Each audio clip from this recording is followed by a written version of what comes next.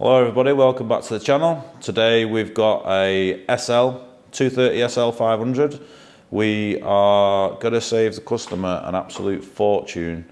We are going to replace the ball joints at the bottom of the suspension struts. These ball joints aren't available from Mercedes. I'll show you on my computer behind me how much they are from Mercedes, and then I'll show you how much we sell the ball joints for and how much the customer's going to save.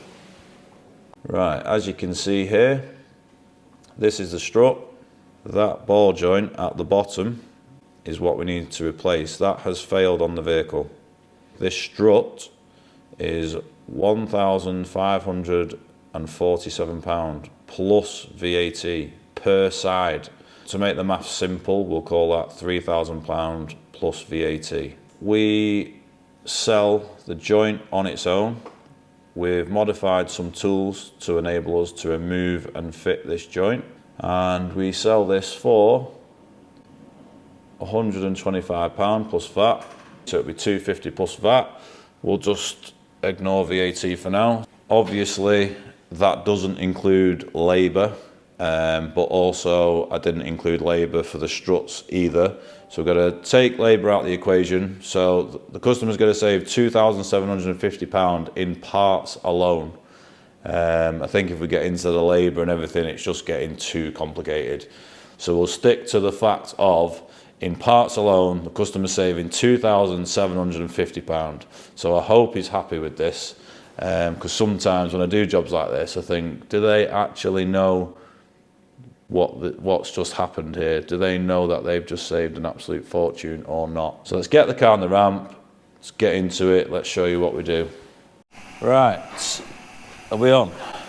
We're on. We're on, finally. Obviously, car is already on the ramp. So this is the joint. That's the ball joint that we're going to replace, which is not replaceable. We can't buy from Mercedes, it's part of the strut. I'll show you the play in it. It's quite minimal in this one, but still needs doing. See that?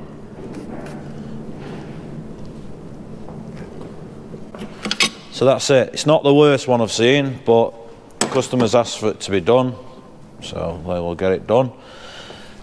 Thought I was all prepared here, and I'm not, am I? Right, so can't buy this off Merc. You'd have to buy a full strut.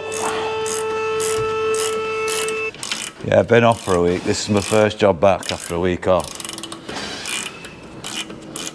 Right, nuts off. Tried to be dead prepared for this and I'm not. Right, now we need to get that joint out, prop the wheel up to create us some space.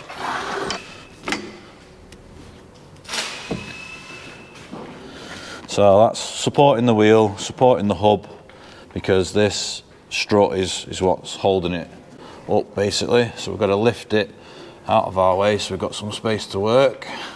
There's not an official tool for doing this job, so we've kind of made a concoction of our own tools to get it done. Modified a few tools to do it, all to save you guys money.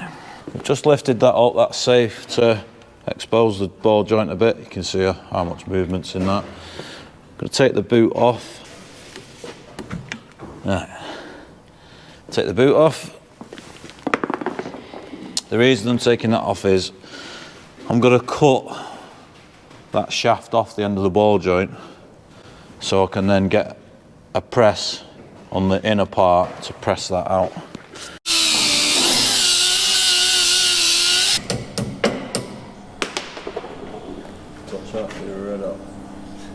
Right, so now we've chopped the end off. I'm not going to pick the one up we've cut off. That's the one off the other side.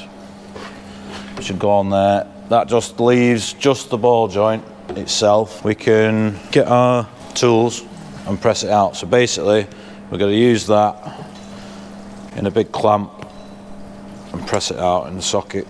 The reason we chopped off the end of the joint is because it won't fit inside the socket, and we're going to use this big socket to press it off. So that's the tool we're going to use, which will go up and then that'll press that out into the back of this. That's the setup we've got. This big G-clamp is going to press the remainder of the ball joint into this bit, and like I said, it's not an official tool for this, so that's a universal ball joint kit. Obviously I've got a 32mm socket, I've got a little piece of steel. You just have to make do with what you've got. And we're gonna press it out, hopefully.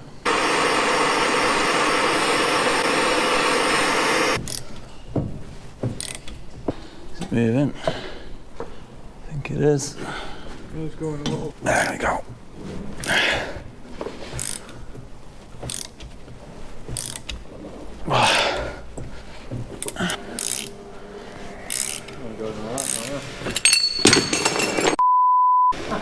Done.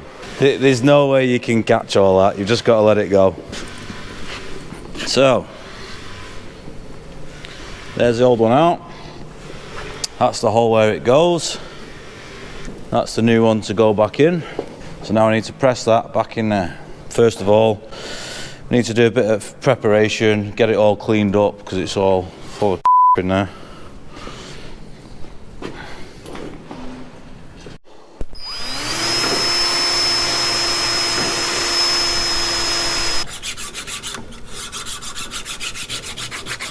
Right, we've given the area we're putting the new ball joint in a good clean. We've just filed it on both sides to get all the rust off so it sits nice and flush, front, back and inside. So now we've got to try and get the new ball joint in. These can be awkward to get back in. They always seem to go in a bit cockeyed and stuff, and the reason is there's not much room for your tools to sit flush because it's so close to there, and there's not an official tool to do it, so everything we're doing is kind of making do, so it can make it a little bit difficult.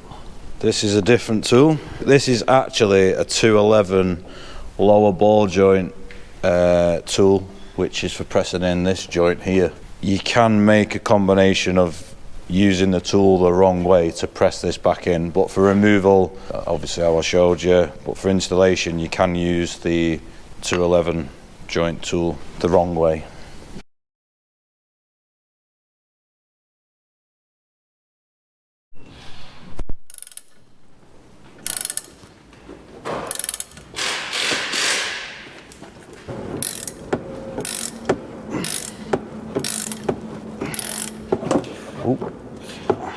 Right, so as you can see, the new joint is now pressed in.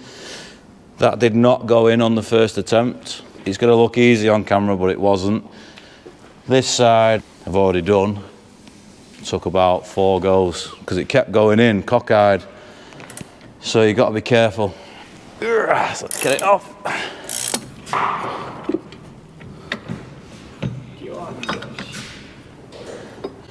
There you go.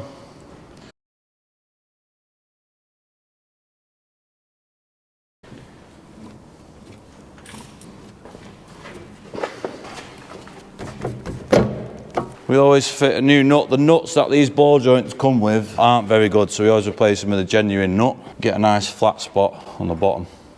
They're the nuts that they come with, just a standard nylon nut. So you can see the difference there. We sell these ball joints on our website and we always include 2 proper nuts. You've not taught that. Right. That's it done. So that's 2 ball joints done. Driver's side went a lot smoother than the passenger side. I've not done a set of these for a while, so I had to remember what tools I used, but I've marked them all up for next time. So 2 ball joints done, a lot of money saved. Hopefully the customer appreciates that, because probably won't. And that's it. Right, that's the end of the video for the SL. Hope you enjoyed. Let us know what you think about that. That's a massive saving. We've got more videos coming up on the 230 SL model, so like and subscribe, make sure you look out for it. Also like to thank everyone for the support with the channel so far since we started it. The channel seems to be growing each week, picking up more views and more subscribers. So thanks to everybody. See you on the next one.